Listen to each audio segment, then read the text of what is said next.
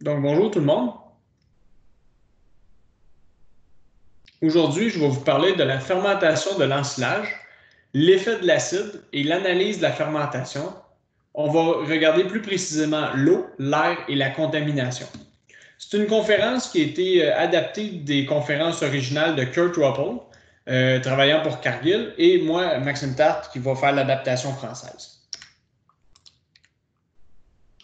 Donc, si on regarde pour commencer les phases de l'ensilage, on va prendre le temps de regarder ici la température. La température va être la ligne en rouge, l'oxygène va être la ligne en jaune et le pH va être la ligne bleue ici. Ce qu'on voit ici, qu'est-ce qui va se passer pour la fermentation, c'est bon dans tous les types de silos. Que ce soit un bunker, un hack bag, un silo tour, une meule, même des ballons, ça va arriver. Donc, ces phases-là de fermentation vont se produire. Au début, ce qu'on remarque, dans la première phase, qui est la phase de remplissage, donc au début, qu'on vient juste de remplir le silo, dans cette phase-là, il y a beaucoup d'oxygène qui est la ligne en jaune. Donc, on voit ici, l'oxygène est à son plus haut niveau. Et évidemment qu'on a du sucre qui, lui, vient de la plante. Donc, la plante est gorgée de sucre et on met ça en contact avec de l'oxygène. Le sucre exposé à l'oxygène va produire du CO2, de la chaleur et de l'eau. Donc, de l'eau par la fermentation. Et on va voir que ce sucre-là va se transformer aussi en chaleur. Donc, il va dégager du CO2 et de la chaleur qui va faire augmenter ici la température de notre ensilage, qui fait un produit de fermentation qui est vraiment la combustion. Ça, on appelle ça la phase aérobique. Donc, c'est les bactéries qui vont utiliser le sucre et l'oxygène pour se reproduire, qui va développer justement la chaleur ici. Comme on peut voir, l'oxygène est très élevé et on voit rapidement une augmentation de la température.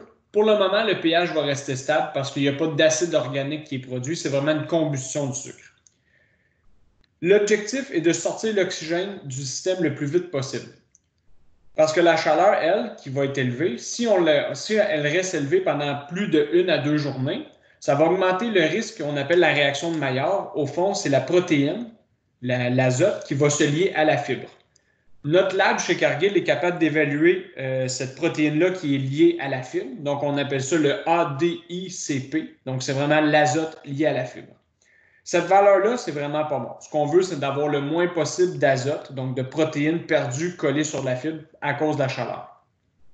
Ça va être aussi un indicateur qu'on a perdu beaucoup d'énergie. Parce que quand il y a beaucoup de protéines liées à la fibre, ça veut dire qu'on a énormément de chaleur. Et la chaleur ici, c'est le carburant du rumen, donc le rumen fuel, le sucre qui est utilisé pour produire cette chaleur-là. Donc, les bactéries utilisent les réserves de la plante et en plus va lier la protéine à la fibre. Donc, on perd du carburant rumen et on perd de la protéine. Dans la première phase qui est aérobique, les gros points importants vont être la matière sèche. Donc, on veut qu'il y ait de l'eau, pas trop, pour aider la compaction. Et aussi, la longueur de coupe va avoir un impact. Donc, quelque chose qui est très, très fluffy, donc pas beaucoup de compaction, va avoir beaucoup d'oxygène. Donc, ce qu'on veut, c'est vraiment compacter ici pour réduire la présence de l'oxygène. Ensuite, une fois que l'oxygène est sorti, les bonnes choses vont commencer à arriver ici. Donc, dans cette période-là, qui est la fermentation, c'est les bonnes choses qui vont se passer. La ligne en verte, c'est la croissance des bactéries. Donc, vous allez voir en bas ici, là, une croissance des bactéries qui va se faire pendant la fermentation anaérobique, donc sans oxygène. On parle de présence, pas de présence d'oxygène. Donc, on voit que les bactéries vont commencer à se développer. Ils vont convertir, eux, les sucres en acides, donc les acides organiques de fermentation. Et on voit ici une baisse graduelle du pH parce qu'il y a de l'acide qui est produit. Il y a deux types principalement de bactéries qui vont produire cet acide-là, donc pour baisser le pH. Il y a celles qui vont produire l'acide lactique et celles qui vont produire l'acide acétique. Nous, ce qu'on veut, c'est de l'acide lactique. L'acide lactique, donc par les bactéries lactiques, il est 10 fois plus puissant que l'acide acétique pour réduire le pH. Donc, il va être beaucoup plus rapide par sa formation pour réduire le pH versus de l'acide acétique qui prendrait beaucoup plus de temps afin de réduire le pH. Donc, ce qu'on veut, c'est réduire ça le plus vite possible pour limiter la chaleur et limiter aussi la perte de nutriments. Donc, c'est pour ça qu'on veut de l'acide lactique. Il va utiliser moins de carburant humain, on va moins gaspiller la plante pour se stabiliser.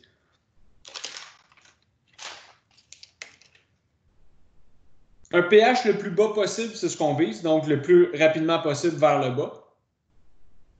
Ce qui peut affecter cette fermentation-là, lactique qu'on appelle, donc il y a 3 choses qui peuvent l'affecter négativement. La première chose, les bactéries lactiques, c'est des bonnes bactéries, mais ils ne peuvent pas se reproduire s'il y a de l'oxygène. Donc, si la compaction n'est pas idéale, puis qu'ici, cette partie-là d'oxygène se retrouve encore ici, les bactéries lactiques vont être lentes à se développer. Puis, qu'est-ce qu'on va voir? C'est une montée des bactéries acétiques. Les bactéries acétiques, eux, ils peuvent se reproduire en présence d'oxygène. Ils vont, oui, former de l'acide organique qui est de l'acide acétique. Par contre, cet acide-là, c'est un acide doux, donc le pH va baisser moins rapidement et on va avoir une perte de nutriments plus longue parce que la période de fermentation, ici, cette ligne-là, va se décaler dans le temps, donc elle va être beaucoup plus longue et on a une surutilisation des réserves de la plante. Le deuxième facteur, autre que l'oxygène, c'est le pourcentage de matière sèche. Lorsque l'ensilage va être très humide, donc on parle en bas des 32-30% matière sèche, l'acide acétique va se produire par les bactéries acétiques parce qu'ils peuvent se développer sous cette haute humidité-là. Donc, les bactéries, eux, lactiques, vont plus se développer autour de 32, 38, 39% matière sèche, 40%. Donc, c'est vraiment là la plage idéale, autour de 32, 33 à 38, 40% matière sèche. C'est la zone idéale pour les bactéries lactiques. Quand on va être en dehors de ça, on augmente le risque de mauvaise fermentation. Et la troisième chose qu'on va regarder, c'est la contamination par le sol, donc la cendre. Il y a 3 types de contamination. Il y a le fumier, la poussière et la boue. Donc, si on vient dépendre du fumier juste avant une coupe, notre plant va être contaminé de fumier qui amène des mauvaises bactéries de fermentation. Si on a un chantier d'ensilage avec des sols très, très secs, des chemins de ferme très, très secs, beaucoup de poussière qui rentre dans les ensilages, ça peut être un problème. Donc, on contamine, on inocule de mauvaises bactéries. Et même chose, si c'est un chantier d'ensilage très humide, donc les roues de tracteur qui sont pleines de boue, qui roulent sur l'ensilage pour la compaction, bien, on va avoir un problème ici de boue qui contamine carrément notre ensilage. Donc, les 3 points importants à surveiller, l'air, donc on veut sortir l'air le plus vite possible, l'eau, on veut la bonne matière sèche pour la fermentation, et le sol, on veut réduire au maximum la contamination par la terre. Puis c'est ça qui va déterminer quelles des bactéries qui vont se reproduire et qui vont utiliser le sucre. Il faut se souvenir que les bactéries lactiques se reproduisent rapidement, baissent le pH rapidement et utilisent le moins de sucre. Donc, c'est ce qu'on veut viser. Ces bactéries-là, ce qu'on veut en équilibre, des bactéries acétiques versus lactiques, on voudrait avoir 3 pour 1 d'acide lactique par rapport à l'acétique. Et c'est lui qui va baisser le plus vite le pH et la température. Donc, qu'est-ce qu'on va observer ici dans le graphique? La ligne en bleu, à ce niveau-là, le pH est baissé à un niveau qui va commencer à tuer les bactéries. Donc, il y a tellement d'acide que les bactéries en meurent et on voit qu'au final, les bactéries meurent en population. Et là, on parle de la stabilité de l'ensilage. C'est là que l'ensilage est stable, la température a baissé, les bactéries cessent de se développer et le pH se maintient à un bon niveau. Dans toutes ces périodes-là, les levures, les moisissures ne sont pas capables de se développer parce qu'il n'y a aucun oxygène. Donc, c'est vraiment ça qu'on veut, c'est sortir l'oxygène, baisser le pH rapidement pour que les levures, moisissures et bactéries ne se développent plus, l'ensilage devient stable.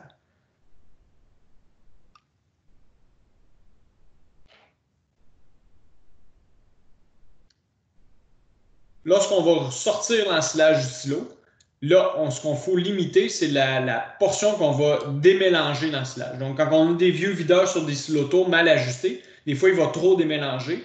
Et quand on n'en prend pas assez dans l'ensilage, donc dans des bunkers, dans des silotos, des hackbags, si on n'avance pas assez dedans, l'air finit toujours par pénétrer. Donc, l'air va rentrer dans la partie ici et on va recommencer ce cycle-là par les levures, moisissures, les bactéries qui vont se développer, qui vont brûler les restants de sucre. Et là, l'ensilage va chauffer. On voit souvent des ensilages qui chauffent. Bien, ça provient de là. Donc, ce qu'on veut, c'est que cette partie-là ici, lorsqu'on va le soigner, l'ensilage, l'alimenter aux vaches, qu'on le coupe carrément l'oxygène, le moins possible d'oxygène qui va y toucher.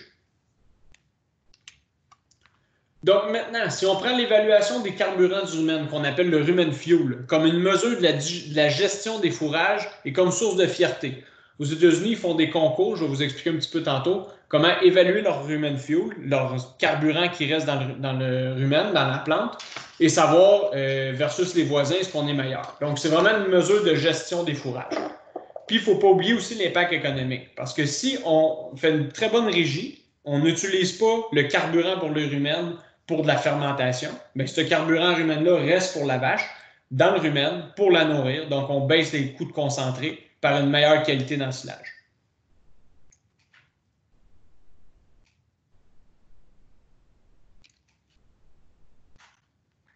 Donc, si on prend le temps de regarder la fermentation, comme je disais tantôt, l'eau, on veut de l'eau, mais pas trop de quantité, donc matière sèche importante à surveiller pour la récolte. La contamination en bas de 10% de cendre, c'est un bon indicateur. Et l'air, le moins d'oxygène possible, donc la meilleure compaction possible. Dans des silos que l'ensilage est très sec, donc des fois les silos bleus hermétiques, on va mettre des ensilages plus secs dedans pour que ça coule l'hiver, pas qu'il gèle. Il faut s'assurer qu'il soit vraiment hermétique parce que l'air va rester, sinon on va rentrer par la porte et on va avoir des problèmes toute l'année d'un ensilage qui chauffe. Le ratio lactique-acétique, ce qu'on va viser, c'est 3 par rapport à 1. Donc, si j'ai 3 parties d'acide lactique, j'en veux une d'acétique. Le sucre, c'est un très bon indicateur de la qualité et aussi, s'il est très bas, de la perte à cause de la respiration, de la fermentation et de la détérioration aérobique. Donc, ce que ça veut dire, c'est que le sucre, les vaches en ont besoin. Par contre, les bactéries qui forment l'ensilage en ont aussi besoin. Si mon sucre est tout brûlé dans la plante, ça veut dire que les bactéries qui fermentent l'ont utilisé. Donc, il n'est pas disponible pour la vache, il devient pour nourrir des bactéries qui ont une mauvaise fermentation. Même chose ici, détérioration aérobique, donc un ensilage qui va chauffer parce qu'il y a de l'oxygène. On va utiliser les sucres, donc qui ne sont pas disponibles pour la vache. Ça, c'est pour le côté fermentation. Maintenant, quand on regarde carburant rumen, il y a plusieurs choses à ça, mais il y a aussi la base, c'est la qualité de la plante qu'on récolte. Donc, le DNDF, qu'est-ce que ça représente, le DNDF? C'est le pourcentage de digestibilité du NDF, mais de la plante entière. Donc, on prend le pourcentage NDF complet, multiplié par cette digestibilité-là de ce NDF-là, mis ensemble, ça me donne la digestibilité NDF de ma plante entière. Donc, exemple, ça va être ici 36% multiplié par 40 quelques pourcents, ça va me donner ici un 17-18% d'NDF digestible sur ma plante entière.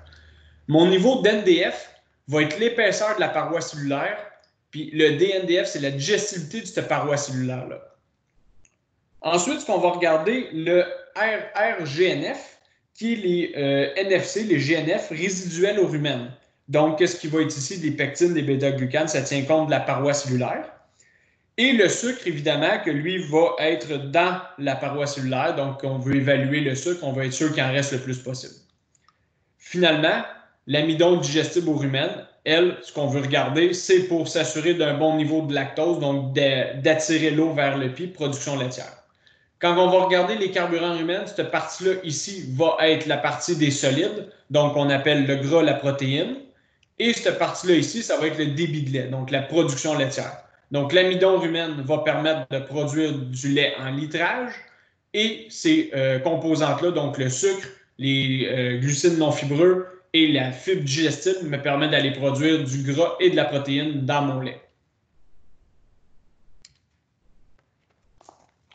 Donc, on va prendre l'exemple ici sur 2 fermes. C'est un peu ce que j'expliquais tantôt. Donc, c'est la qualité de l'ensilage au fil du temps. Donc, eux autres, qu'est-ce qu'ils font? Ils font des réunions. C'est 5 grandes fermes dans l'État de New York. C'est vraiment collé sur la frontière canadienne. Ils font une rencontre annuelle avec les propriétaires, les gérants, les opérateurs d'équipement et les responsables de l'alimentation pour chaque ferme. Chaque ferme souhaite obtenir le plus de carburant rumen possible, puis en provenance de leur fourrage pour être l'équipe gagnante pour l'année. Donc, pendant l'année, ils vont se comparer, puis ils veulent trouver c'est qui l'équipe gagnante, c'est qui fait la meilleure job. C'est une façon de faire un défi amical avec des voisins, puis en même temps de forcer à faire des bons ensilages. Et Kurt, il va comparer 2 des 5 fermes pour les résultats. Principalement, je vais aller vraiment sur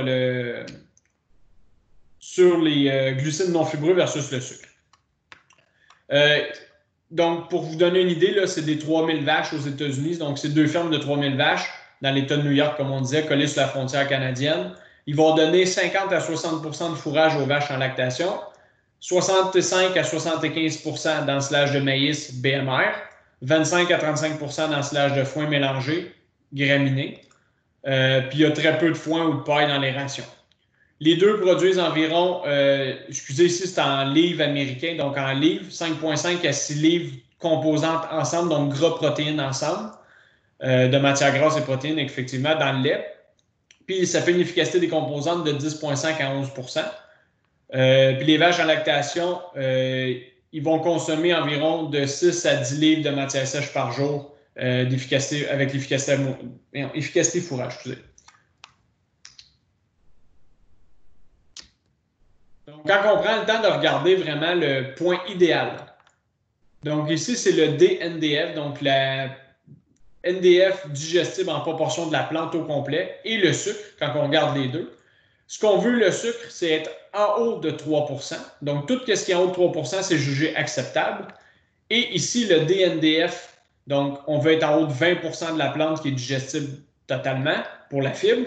Donc, ici, c'est le point idéal pour le DNDF et ici, c'est pour le sucre. Si on compare les deux, en vert, c'est la ferme G versus la ferme S qui étaient les deux voisins. S, souvent, il brûle tout le sucre, comme on remarque, et la moyenne de sa fibre est correcte en moitié du temps, mais il y a une grosse partie de l'année que sa fibre est trop immature ou mature. Donc, il y a un des deux qui n'est pas correct, je vais vous l'expliquer après. Comparé au G, que lui, il est le plus souvent dans le point idéal, on appelle en anglais, l'anglicisme, le sweet spot. Donc, on voit que la ferme G, généralement, va atteindre un niveau de fibre digestible plus élevé et un sucre résiduel dans ses plantes. Ce qu'on veut dire ici, c'est à faire attention par contre, parce que si on va prendre une plante très très jeune, donc le pourcentage d'NDF très bas, mais très digestible, le fait que l'ensilage est tellement jeune, il n'y a pas beaucoup de parois cellulaires, donc on se ramasse avec des niveaux faibles. Donc parfois trop jeune, c'est pas nécessairement mieux parce qu'on n'a pas assez de fibres digestibles. L'autre côté, si on a quelque chose de très mature, beaucoup de NDF, mais pas digestible, on va se ramasser ici aussi, puis là on va bourrer la vache de fibres indigestes. Donc, dans les deux cas, ce n'est pas nécessairement mieux. Ça, c'est à faire attention. Trop jeune, trop mature, c'est deux extrêmes qu'il ne faut pas nécessairement aller. Maintenant, on va prendre une ferme qui était faite, elle, au Québec. Donc, la ferme A au Québec versus qu'est-ce qu'on voudrait avoir. Puis, je vais vous prendre le temps de vous expliquer un peu la calculatrice pour le carburant rumen. Donc, la ferme A, ici, on voit son niveau de NDF et la digestibilité du NDF versus qu'est-ce qu'on voudrait avoir. Donc, un petit peu plus de NDF pour encore un petit peu plus de digestibilité. Donc, ce qui va nous donner un fibre digestive de la plante entière à 19, qui serait l'idéal dans un ensilage de maïs, versus 15 ici. Donc, ce que ça me dit ici, c'est que mon hybride n'est pas très riche en fibres et la fibre n'est pas super digestible si je compare avec l'idéal qui serait le maïs ensilage idéal. Mon niveau d'amidon est un petit peu plus élevé. Par contre, souvent, comme on voit dans les variétés grains, l'amidon n'est pas digestible. Donc, mon amidon rumen ici, si je regarde, est moins élevé en pourcentage d'amidon total que mon ensilage de maïs idéal. Et mon amidon total est seulement 2% d'amidon plus bas. Donc, si je prends mon amidon rumen, donc je fais 35% multiplié par mon 75% d'amidon rumen, j'arrive à un amidon rumen digestible à 26% versus ici 25,5%. Donc, au final, ce que ça me dit, c'est que mon ensilage de maïs de la ferme A, qui est une ferme réelle au Québec en ce moment, a un petit peu moins de rumen fuel que mon ensilage de maïs idéal. Même chose si on fait la comparaison avec ici un ensilage de foin. Donc, un ensilage de foin, évidemment, qu'on n'a pas de valeur pour l'amidon. Même chose qu'on a une valeur ici pour l'NDF, NDF digestible. Donc, si je regarde mon NDF digestible total de la plante est beaucoup plus élevé dans la ferme idéale versus la ferme A. Ce qui me fait encore là que j'ai une meilleure valeur de rumen fuel pour cette ferme-là. Ça ici, c'était pour la qualité de la plante. Et si je regarde mon niveau de sucre, dans les deux cas, ma ferme idéale a gardé plus de sucre, donc a moins utilisé les réserves de la plante versus la ferme A. Donc, il y a un côté qualité de la plante à valider à la ferme A et aussi question de qualité d'ensilage qui sera validée. Donc, on voit que les matières sèches sont pareilles. Par contre, ça n'a pas travaillé de la même façon. Donc, ici, est-ce qu'on n'a pas inoculé versus ici, mettre un inoculant lactique? Est-ce que c'est une question de compaction? Fermer les silos pas assez rapidement, mais c'est sûr qu'il y a quelque chose qui s'est passé. Maintenant, quand on va prendre des chiffres plus bas, selon la calculatrice qu'on a déjà dans le SharePoint, on peut aller mettre des valeurs. Là, ça nous prend par contre la ration des vaches et les composantes de la production de lait. Mais on est capable de mettre une valeur. Donc, chaque kilo de rumen fuel vaut, dans cet exemple-là, 15 sous. Donc, ça me donne une valeur à la tonne matière sèche de l'ensilage. Donc, on voit que l'ensilage ici a une meilleure valeur ici, même chose pour l'ensilage de foin, l'ensilage de maïs, versus la référence ferme A. Quand je vais aller mettre mes chiffres, si ma ferme A avait des ensilages idéaux, on irait chercher un 12 000 de moins en concentré acheté. Donc, il y aurait un potentiel de 12 000 si on améliore la qualité des ensilages. On le voit ici quand on le met par vache par jour. Ici, on est capable de sauver sur la ration 25 sous avec cet ensilage de maïs-là versus la ferme A et un 19 sous sur l'ensilage de foin versus la ferme A. Donc, mis ensemble, on est environ à 44 sous par vache par jour, ce qui nous permet de sauver environ 12 000 par année pour 75 vaches. Et là, sans aller trop dans les détails, mais on peut aller chercher encore là la calculatrice. Mais dans la calculatrice, on va rentrer vraiment le prix des composantes. On l'a tout traduit en kilos, en dollars canadiens, etc. Donc, on va rentrer la ration, puis ça va nous dire un peu les chiffres qu'on vient de voir ici, qu'est-ce qu'on peut économiser avec des meilleurs ensilages. Donc, ça ici, ça va faire partie d'une future formation sur le rumen fuel. Mais vraiment, gardez en tête qu'avec la calculatrice, on est capable de comparer deux fermes, soit la ferme A et B, ou la ferme A avec un idéal ou une moyenne. Et ensuite, on peut faire une évaluation de cas pour trouver où est-ce qu'on pourrait travailler avec le producteur et mettre un dollar à ça. Si on investit un petit peu dans 2-3 000 d'inoculant, par exemple, dans une récolte un peu plus hâtive, un hybride un peu plus fourragé, est-ce qu'on est capable d'aller sortir de l'argent? Est-ce que ça vaut la peine d'au moins penser à faire un changement à la ferme? En conclusion, on a évalué la phase de fermentation et ça va permettre de comparer la qualité de l'ensilage. Donc, il y a la qualité du fourrage. La qualité du fourrage, ça va peut-être faire partie d'une autre vidéo. C'est la plante elle-même, sa qualité. Et maintenant, on regarde la qualité de l'ensilage. Donc, cette plante-là, une fois mise dans le silo, fermentée, on a réussi à sortir l'air au maximum, on ne l'a pas contaminé de sol et on est sur la bonne matière sèche. En général, on va chercher le maximum de qualité d'ensilage. Lorsqu'un des trois ici ne sera pas idéal, on va commencer à perdre la qualité de l'ensilage. Donc, on brûle le sucre et éventuellement le rumen fuel qui fait qu'on est obligé de compenser avec un petit peu plus de concentré. Il ne faut jamais oublier que les fourrages apportent trois choses. Ils apportent la fibre efficace nourrir la vache, la fibre digestible et en même temps d'autres nutriments, dont des minéraux, de la protéine. Donc, plus qu'on va garder la qualité de ces ensilages-là, moins qu'on va être obligé de compenser avec des concentrés. Merci.